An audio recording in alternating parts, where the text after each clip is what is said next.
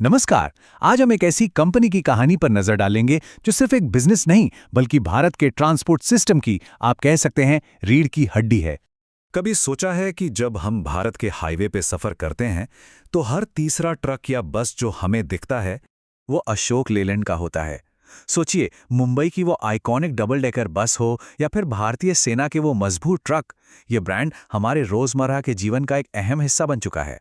तो सवाल यही उठता है कि आखिर कैसे एक कंपनी 1.4 अरब लोगों के इस विशाल देश के लिए इतनी ज्यादा जरूरी बन गई। चलिए इस दिलचस्प कहानी को शुरू से समझते हैं। तो इस कहानी की शुरुआत होती है एक संस्थापक के देशभक्ति से भरे हुए एक बड़े सपने से। बात है साल 1948 की। भारत को आजाद हुए बस एक ही साल हुआ था। उस दौर में प्रधानमंत्री जवाहरलाल नेहरू देश के बिजनेसमैन से मेक इन इंडिया की अपील कर रहे थे ताकि देश अपने पैरों पर खड़ा हो सके, आत्मनिर्भर बन सके। और नेहरू जी की यही आवाज एक स्वतंत्रता सेनानी रघुनंदन सरन के कानों तक पहुंचे। वो गांधी और नेहरू से बहुत प्रेरित थे और उनका मानना था कि असली आज़ादी सिर्फ राजनीतिक नहीं बल्कि आर्थिक भी होती है। विभाजन के बाद वो रावलपिंडी से चंडीगढ़ तो आ गए थे, लेकिन अपने साथ अपने पिता की वर्कशॉप से गाड़ियों का वो कीमती तजुर्बा भी ले आए थे। और इसी सोच के साथ 7 सितंबर 1948 को उन्होंने चेन्नई में अशोक मोटर्स की नींव रखी। अब देखिए, दिलचस्प बात यह है कि वो रहते तो चंडीगढ़ में थे पर कंपनी चेन्नई में शुरू की। ऐसा इसलिए क्योंकि उस वक्त चेन्नई का इंडस्ट्रियल इंफ्रास्ट्रक्चर कहीं बेहतर था। शुरू में कंपनी इंग्लैंड से पार्ट्स मंगाकर ऑस्टिन A40 कारें असेंबल करती थी और कंपनी का नाम वो उन्होंने अपने इकलौते बेटे अशोक के नाम पर रखा था। कंपनी ने एक अच्छी शुरुआत तो कर ली थी, लेकिन फिर कहानी में एक बहुत ही दुखद मोड़ आया। साल 1953 में एक ऐसी ट्रेजेडी हुई जिसने इस पूरे सपने पर एक सवालिया निशान लगा दिया। ऐसा लगा कि सब कुछ खत्म हो जाएगा। रघुनंदन सरन ये समझ चुके थे कि भारत को पैसेंजर कारों से कहीं ज़्यादा कमर्शियल गाड़ियों की ज़रूरत है। इसके लिए उन्होंने इंग्लैंड की एक बड़ी कंपनी लेलैंड मोटर्स के साथ पार्टनरशिप की बातचीत भी शुरू कर दी थी। लेकिन इससे पहले कि ये डील फाइनल होती, एक बिजनेस ट्रिप पर जाते हुए उनका प्लेन क्रैश हो गया और इस दर्दनाक हादसे में उनकी मौत हो गई। कंपनी अचानक बिना किसी लीडर के रह गई और उनके बेटे अशोक उस समय इतने छोटे थे कि बागडोर नहीं संभाल सकते थे। ऐसे मुश्किल वक्त में मद्रास की राज्य सरकार और कंपनी के शेयर होल्डर्स आगे आए। उन्होंने ठान लिया कि रघुनंदन सरन के सपने को अधूरा नहीं छोड़ेंगे। 1954 में उन्होंने लेलैंड मोटर्स के साथ उस अधूरी डील को पूरा किया और यहीं से अशोक मोटर्स का एक नया जन्म हुआ, एक नए नाम के साथ, अशोक लेलैंड। इस नई पार्टनरशिप ने कंपनी को एक नई जान दे दी और यहीं से शुरू हुआ भारत के ट्रांसपोर्ट सिस्टम की रीढ़ बनाने का असली काम। उनका पहला बड़ा प्रोडक्ट एक ऐसा लॉन्च था जो भारतीय बाजार के लिए सच में एक गेम चेंजर साबित हुआ। ये था 1954 में लॉन्च हुआ कॉमेट ट्रक। ये ट्रक 7,500 किलो तक का लोड उठा सकता था और इसे खास तौर पर भारत की खराब सड़कों के लिए डिजाइन किया गया था।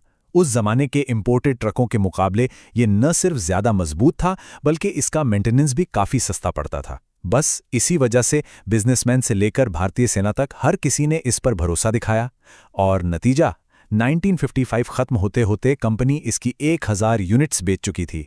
कॉमेट की जबरदस्त कामयाबी ने यह तो साबित कर दिया था कि कंपनी का भविष्य कमर्शियल व्हीकल मार्केट में ही है और यहां से कंपनी ने संकट से निकलकर इनोवेशन यानी नवाचार का एक नया दौर शुरू किया। अब ये जो स्लाइड है ना, ये सच में कमाल की है। कंपनी ने भारत की असल समस्याओं को पहचाना और एक एक करके उनके हल निकाले। जैसे शहरों में बढ़ती भीड़ के लिए 1967 में टाइटन डबल डेकर बस ले आए। ड्राइवरों की थकान कम करने के लिए 1969 में देश का पहला पावर स्टीयरिंग पेश किया। सेना की लॉजिस्टिक्स के लिए हिप्पो और स्टैलियन जैसे दमदार ट्रक बनाए और पब्लिक ट्रांसपोर्ट को बेहतर बनाने के लिए वाइकिंग और चीता जैसी बसें भी लॉन्च की। हालांकि 80 के दशक में टाटा मोटर्स जैसे ब्रांड्स से मिल रही कड़ी टक्कर और आर्थिक सुस्ती के कारण कंपनी एक बार फिर मुश्किल में पड़ गई। पर यही से एक नए दौर की शुरुआत हुई।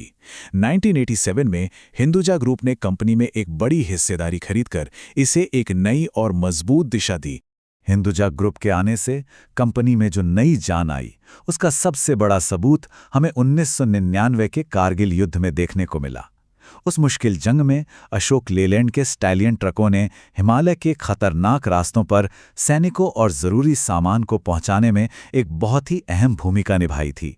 तो डीजल के युग में अपनी बादशाहत कायम करने के बाद अब कंपनी के सामने एक बिल्कुल नई चुनौती खड़ी थी। चलिए देखते हैं कि कैसे अशोक लेलैंड भविष्य की ओर तेजी से बढ़ रहा है। तो देखिए, अब चुनौती पूरी तरह बदल चुकी थी। एक तरफ थी उनकी सालों की महारत, यानी भरोसेमंद डीजल इंजन बनाना, और दूसरी तरफ थी भविष्य की एक नई दौड़, इलेक्ट्रिक व्हीकल्स की क्रांति, जहां टाटा और महिंद्रा जैसे कॉम्पिटिटर्स पहले से ही तेजी से आगे बढ़ रहे थे। कंपनी को यह बात जल्दी समझ आ गई कि अगर इस रेस में शामिल नहीं हुए तो बहुत पीछे रह जाएंगे, और उनका जवाब था 2017 में सन मोबिलिटी के साथ एक स्ट्रैटेजिक पार्टनरशिप करना, ताकि इलेक्ट्रिक गाड़ियों के डेवलपमेंट में तेजी लाई जा सके। और इस नई दिशा का असर कंपनी के प्रदर्शन पर साफ साफ दिखता है। जरा इन आंकड़ों पर गौर कीजिए।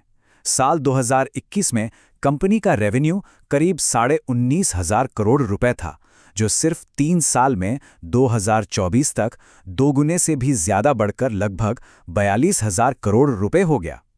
इसे कहते हैं एक जबरदस्त वापसी। तो आज की तारीख में अशोक लेलैंड कहाँ खड़ा है?